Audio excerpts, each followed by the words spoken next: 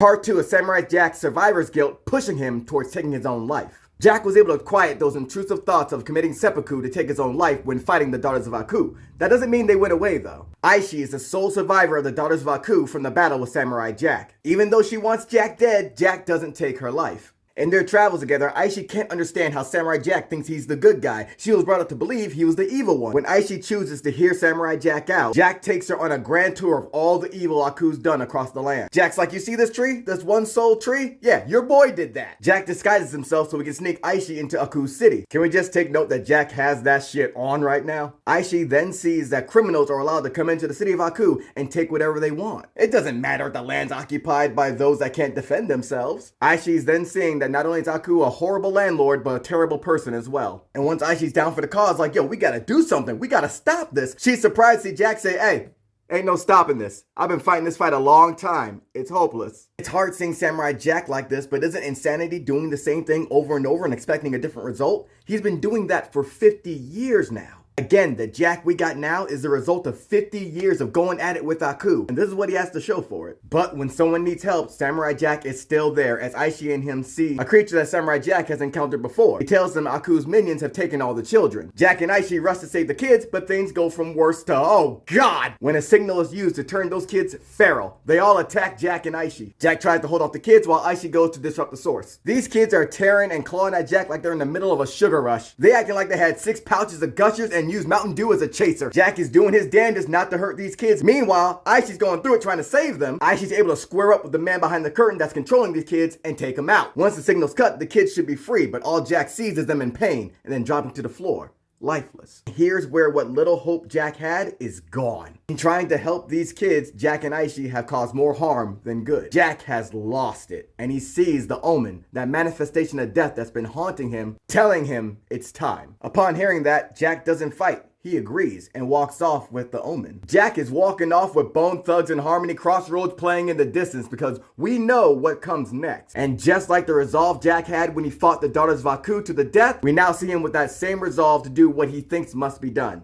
Commit seppuku. As Jack leaves, Ashi arrives and she sees, oh my god, the kids. But then she also sees the kids waking up. They're not dead. Jack doesn't know. Jack is in a real dark space that he can't see his way out of. Sometimes you need someone from the outside to open a door and bring light in. That's what Aishi's trying to do for Jack right now. Aishi travels to find Samurai Jack, and along the way, she's meeting all these people that Samurai Jack helped. Aishi already believed Samurai Jack, but now she's seeing all the people that suffered from Aku for years prior. Aishi's hearing about Jack being a liberator, Jack being out here freeing people, and also putting hands and jatas on oppressors. The further Aishi travels, the more and more she sees the block rocks with Samurai Jack. In this hood, they don't throw up statues of oppressors, they throw up statues of liberators. It's ironic because Jack is wallowing in hopelessness, but as Aishi travels, she sees all the hope he's inspired over the years. She's realizing the indoctrination into believing that Aku was everything that she had to deal with since childhood, which was really abuse as well. While Jack is crawling into himself in despair,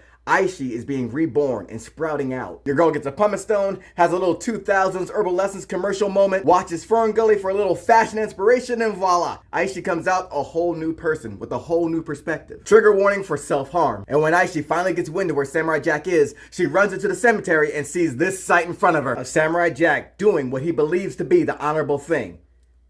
Ending it all. The old man tells Aishi she can bear witness, but she cannot interfere, as Jack must do what needs to be done because he hasn't fulfilled his purpose, as the spirits of great warriors watch and prepare for what Jack is about to do. The ritual and traditional procedure of seppuku would have Jack cutting his own stomach while the omen acts as a second and chops off his head instantly for a quick death and end to the suffering. Aishi is standing by watching this happen, then turns into Denzel Washington and John Q and starts saying, Nah, I don't accept that. She runs up to Jack, trying to tell him that she's seen all the good he's done throughout these years, all the people he's helped. The omen is quick to silence Aishi because he ain't trying to hear that shit right now. All hope is lost. This dude has lost his purpose. It's time to end it once and for all. And I can't help but see the symbolism of being in a dark place, so much so that it's trying to attack the people that are out to help you as well. Right now, Samurai Jack is in a prison of his own mind with Nirvana blaring, and he cannot hear Aishi for anything. She's not getting through. But that doesn't stop Aishi from trying to square up with Omen. She's battling the darkness within Jack and not giving up because Jack has built a whole community of people that want to be there for him. A whole community of people whose lives he's touched and changed. Aishi's trying to get Jack to see all the good he's done. She's like, yo, look at me. You got me out the mud, man. I'm reborn because of you, because of your influence. But the omen reminds Jack and Aishi of those kids that died on their watch. And Aishi tells Jack, yo, those kids are alive and they're now part of the community that you've built. And it's those words that changes Jack's resolve. Those words that gives him the fight and will to live again. It was Aishi's words of community and as well as the change that Jack brought about herself